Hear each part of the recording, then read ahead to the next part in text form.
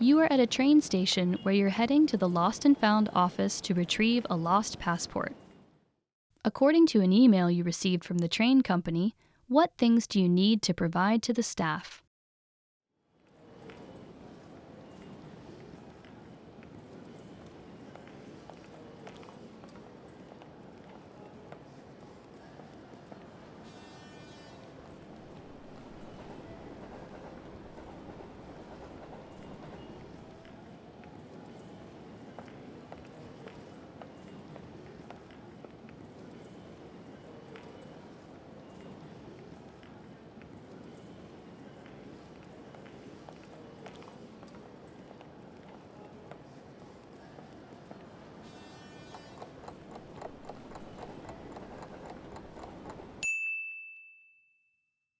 What things do you need to provide to the staff?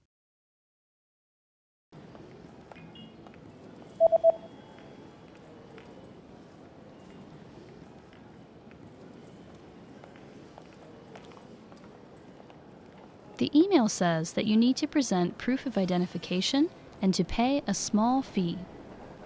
신분증, 소액의 수수료,